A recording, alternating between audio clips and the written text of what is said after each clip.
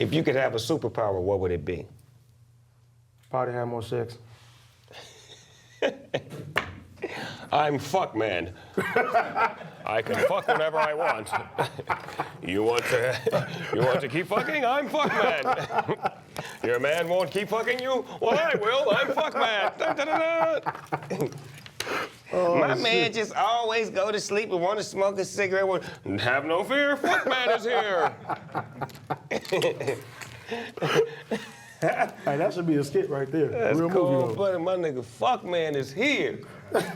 He's here to fuck.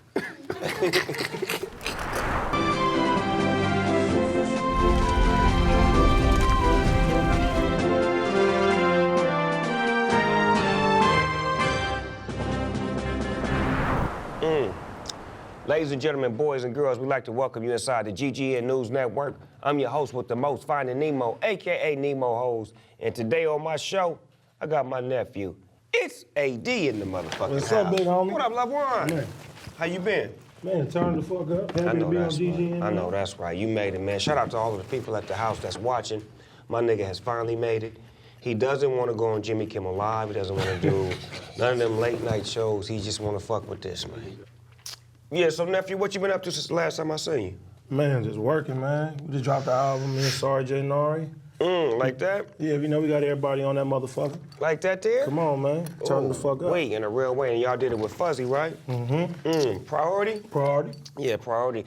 West Coast, that is, Priority Records. Man, how does it feel to be on a label that put out classic records like NWA and, you know, Jay-Z, Dub C, Snoop Dogg, EPMD, they put out hits at Priority, man. Yeah, man. Nah, it's dope, man, you know, for us to be the first people. You know what I'm saying? Fuzzy, like, you know, you the first guy we want to work with. And turn shit up, man. We've been hitting the streets hard, man, getting a great response. You deserve it, too, you know, because we feel like anytime one of our homies get a position at a label, that it's their job to go find that new talent. You know what I'm saying? Sometimes the new talent don't get the love that they deserve because radio don't play it, and you know they don't get the look they deserve. So when one of the homies do happen to get a position and bless the opportunity with an artist to become signed to a label, we commend that. So we commend, you know, Fuzzy and all the people behind the scenes that work with you, you know what I'm saying, and get you to that position. Because, you know, you make the music, but you got to have a team of people that make that noise so you can go do what you do. Up. So how does it feel being part of this young movement out here on the West Coast where you got rappers from every neighborhood fucking with each other, being love, being brotherhood, being peace, and just really standing for each other? I mean, it's real dope, you know what I'm saying? Because a lot of times we always around each other, you know what I'm saying, with the cliques and doing things and, you know, being with the color lines and stuff. It's a lot of places you already know couldn't go back in the days and stuff. So linking up with artists from different hoods and building relationships with their homies and, you know what I mean, being able to go all around from the beach to Watts to Inglewood. Because being from Compton, I ain't go nowhere out of Compton. Man. You know what I'm saying? As soon as I go to LA, niggas is tripping. Every time. Every time I go to Long Beach, niggas is tripping. All the time. You know what I'm saying? So likewise, so you know, I never thought I'd even be in the Nicholson Gardens. Hanging chilling out there, and getting hanging out, doing respected. anything, get respected. Love. See, but that's y'all generation. Y'all were the seeds that we planted. We planted seeds with the Death Row movement, with the riots in 1992, all that shit with the peace treaty. All that shit was seeds that was planted, that this could happen. That was one day that it happened, and it lasted for another day, then the police came and fucked that up. But y'all living with it every day, and that's beautiful for me to see, knowing that I was one of those, you know, people who planted that seed, who went to the peace treaty in 92 when, nigga, you could have got murked. It was like we just went just to see if is it all right? Fuck it, we going to Lotus Park, nigga, we pulling up. We pulled up, and them niggas showed us love. You know what I'm saying? So it's like to see y'all doing what y'all doing. You know, when I go to the clubs, I be seeing all you young niggas together. Turning up. I be the oldest nigga in there, me and Too Short. We be the oldest niggas in there, but we be in there having a good time watching y'all do what y'all do. Y'all celebrate each other. Y'all commend each other. If this nigga record come on, everybody dead. When your record come on, niggas turned up. Nigga hand you the mic and be like, nigga, do your shit. Y'all generation is all about love. Where did y'all learn that from? I mean, I learned that keep it G from OT. You know what I'm saying? He showed me how to get in these streets and, you know what I'm saying, build relationships with the DJs and just turn up. Like, man, You want to push this shit, you better perform this shit every club that we at, everywhere that you go. Make sure that presence is felt, make sure at all times and shit. So he taught me that. And that shit been working ever since. That shit work, but that's good. That's brotherhood. Like, when you playing, like if you got a peer or somebody that's playing on the same level as you, like, it's good to trade game. I used to trade game with Tupac. I used to trade game with Biggie, trade game with DLC. Trade game with great rappers, because the game that you trade with them is gonna take you somewhere, because they may have some information that you don't know. And you take that information and you run with it and you use it and you build it to build your stigma on who you gonna become. Because you still trying to figure out what you gonna become, because you still making. This your first record. You know what I'm saying? So when you get to your second record, you're gonna be a different person. By the time you get to the third record, you're gonna be a way different nigga. You know what I'm saying? You get to album 16 like me, you're gonna be a whole different nigga, but you came from that cloth that's like you never changed. You just went through your culmination of creating what AD means, what did he stand for, what is his music about, how's his relationship with his fans. Because now, the era that we live in now, you up close and personal with your fans. Do you be on Instagram and Facebook and all that with your fans? Heavy. I don't know, you gotta see my shit. I be turned the fuck up all the time. And y'all got great relationships. Great relationships. Like, I mean, we be doing these little lifestyle pieces now just to let people see the different side of me and shit. A lot of times niggas are scared, you know what I'm saying? I There's guess a perception. Perception. You know, the people see me in the mall, their eyes will get big, but they'll just, you know, walk right past and shit, or they stay right there. So I ain't want that. I'm like, you bang my shit, come holler at me. You feel me? And then, you know, show people exactly who I am. That's that love between the fans, you know what I'm saying? Maintain that, keep that relationship. Because like, when the era that I come from, it was always a middleman. But now you don't have a middleman. You got a direct connect with your fans.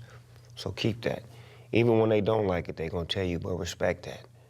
You know what I'm saying? Because they the ones who keeping you doing what you doing, you know what I mean? Straight up. I heard that your favorite gun was the 40 Glock. Yeah. Why is that? First of all, ain't no safety on that shit. You know, put one in the head, you gotta use that motherfucker. In a real way. In a real way. Are you good at bowling, or are you great at bowling? I'm excellent at bowling. I said good or great, the nigga jumped to excellent. The nigga just superseded me and said I'm excellent. Come on, man. You see me outside the pins before? I could actually be in one of those tournaments that they have on ESPN. Straight up. But niggas just don't want to enter a real nigga.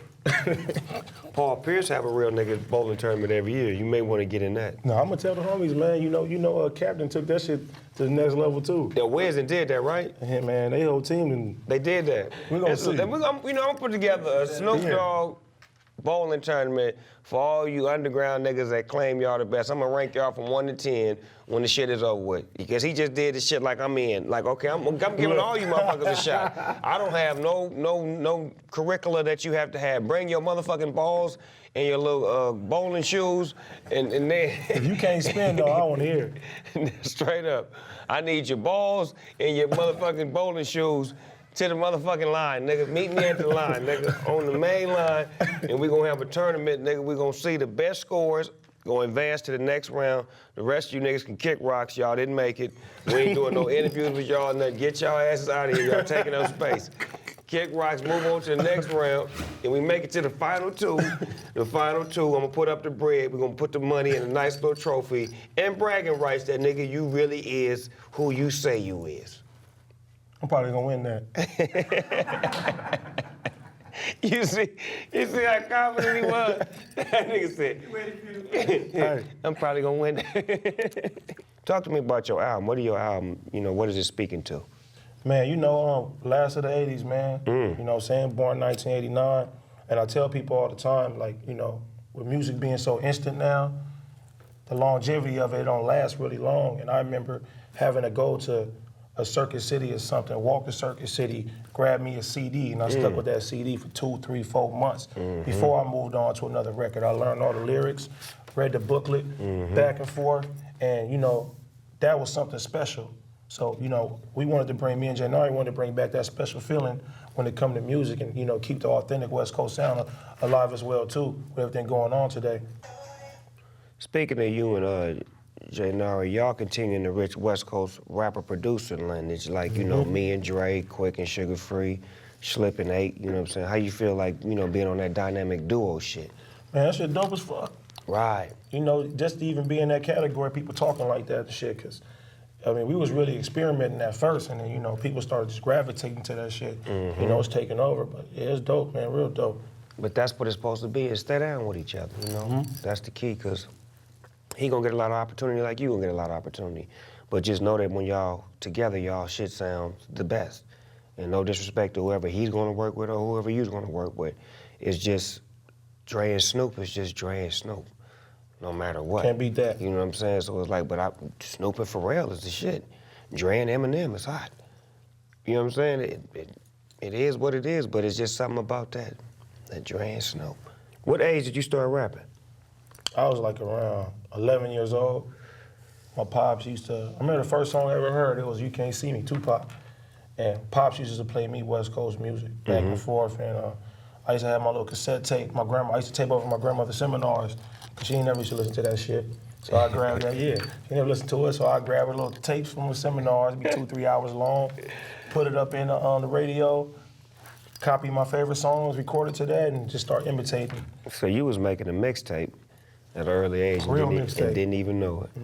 What made you want to MC growing up? Because I mean, I know to hear music is cool. I mean, like I see sports and I want to play sports because I think I can do sports. What made you want to MC? What was that moment where you said, you know what, fuck that, I want to be an MC? First of all, I couldn't play no damn sports. Sucked at that shit. Like, I really just started listening, when I started listening to the radio, and just the way music touched me and stuff, especially my dad. My dad just, still to this day, you ask me who the best rapper is, he probably gonna say Ice Cube. You know, so. I say that too. Yeah. Cube a bad motherfucker. Yeah. And he just, you know, just putting that in my head and stuff, and I'm like, man, I wanna be like these niggas, you know what I'm saying? The niggas that your daddy respect. Straight up. I wanna be like these niggas. I wanna put on for the West Coast, and, you know, like, everybody fell in love with Crip walking. Right. You know, at an early age and shit. So that's what I always wanted to do, though. I always wanted to be in this game doing what I'm doing now. And you doing it, and you doing it well. And shout out to niggas like Ice Cube, because Ice Cube was like one of my big homies in the game. And he always was business-minded and street sharp. And he would give me information along the way. And that's why I find my way giving information along the way. Because people like him would spread game to me. He wasn't selfish. You know, despite me being on death row and being with Dre and him doing his thing, they had like a minor misunderstanding in the beginning, but he never held that against me. He always was my homeboy, so I love his spirit, and I try to have his same spirit on giving back and making sure that I show niggas how to do it. Like, don't just talk about it, be about it. Straight up. Show a nigga what's happening, show a nigga how to diversify his portfolio and to do 10 different things while remaining real and remaining true to who he is. Show a nigga how to be a realist with people, being a father, being a husband, being a coach, being the shit that's outside of music, you know what I'm saying, that keeps you around when the music don't keep you around. Straight up. Because it ain't gonna always be about a hot record or a hot single. It's about the person, you know what I'm saying? So put that in the mix, so when you out there doing your thing, they know who AD is, where he come from, the rough background you come from. Because a lot of motherfuckers don't know, they just think a nigga just wake up and be successful. Straight up. They don't know. Tell the motherfucker what kind of shit you had to go through. Was it gang violence in your neighborhood, or was it? I mean, my own house got shot up 24 times. Best friend killed on my porch. You know, got a little brother right now doing 17. Down there, everybody from my neighborhood is either dead or in jail. And I'm like, nah, you know what? I'm gonna keep doing the music. This shit's gonna pay off eventually. And now, you know, I'm one of the very few that's standing still. You go to my neighborhood, it's a whole new generation of people. Right. Straight up. So you survived the storm and you showing them a new path and a new way. Where and when did you and Jaynari meet? Jaynari, like, around the Little Jerk movement, he was like one of the biggest producers. And he was one of the pioneers that had that sound. And, you know, he had an artist named PC, you know, Free PC, he locked up right now. They were like a tag team duo and shit. And I met him, he gave me a fucking beat when I was like 17 or 18. And through the years, his style just progressed. Like, all those other producers, they really didn't last. And he had more, I mean, even back then, he had more type of beats that he was trying to present. And, you know, Pun fucking gave me that Juice beat one day. I had that shit for like 3 months. You know, did that. That shit did what it did, turned up, and then after that, you know, he was like, man, come on, let's put some more records together and shit. We've been rocking ever since. That's some good ass weed. Sorry I didn't share it with you. I've been waiting. My bad. I've been looking at that shit all day. My bad, my nigga. I got caught up, dog. You know how it is, my nigga. I'm in here interviewing my young homie. I'm in here really getting my Barbara Walters on and shit. I forgot the nigga was next to me when I could finally smoke. The blunt thing got all the way down to my nubs. I'm like, dang, got a nigga hit one hit. My fault. I smoked with you before, and that shit had me fucked up. I just wanted you to get halfway through the interview. I didn't want you to do what... All right, we good now. Was Chief Keef high, y'all, in the interview? Yeah. He was? K-Camp? Nigga said I'm geeked. But no one was as high as T-Fly. T-Fly still ranked number one? Yeah, he's still He was the highest, he was the highest nigga on the show ever. in the world. That nigga high meter was gone. What's the first thing you do or think of when you wake up? God and my babies.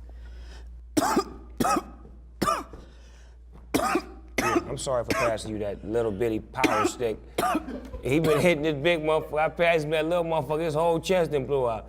That's that power stick, you understand me?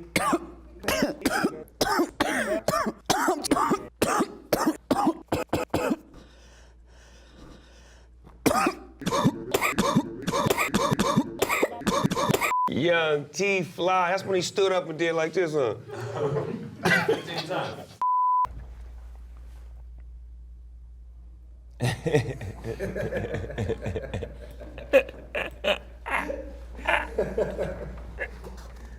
Bow, bow, bow, Yeah. bow, bow, bow. What was his favorite answer? He kept saying the same answer, too. He answered So something. everything you asked him, like his favorite this, who he wanted to meet, it was all himself. Hi, I'm Stormy Fronts. I'm reporting live from... Sorry. I'm too goofy for this shit. I'm sorry. Okay, I'm sorry, over. I'm sorry, I'm so sorry. I'm already lying. I'm Stormy Fronts. I'm reporting the weather to you today from Miami, Florida. So Sunday seems like it's gonna be a bit hot, so everybody's gonna be getting a little hot and bothered. But then it changes up on Saturday, and then it's gonna get a little chilly and stuff. So I suggest how you guys cover up, get warm so nothing shrinks, if you know what I mean.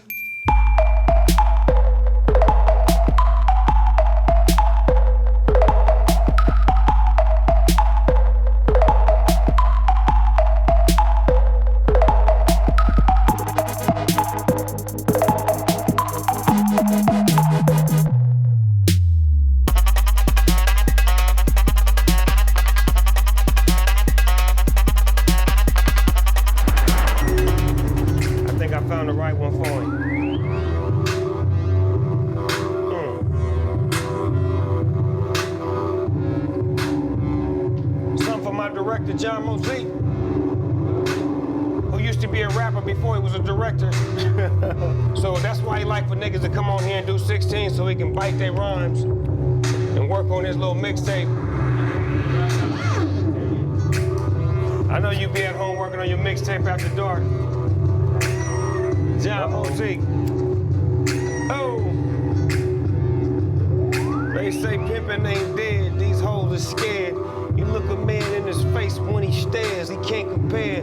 And then he gets him a glare, he starts to talk about this, but then you cut him like shares. It's Snoop Dogg on the microphone, I do that dare. And when they hit me rockin', you can't compare.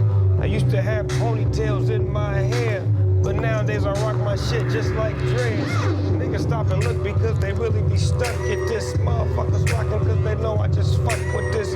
Freestyle for a moment and a minute, 2 minutes, I can't stop. I had an interview with Martellus Bennett and now I got my nigga on the side of me.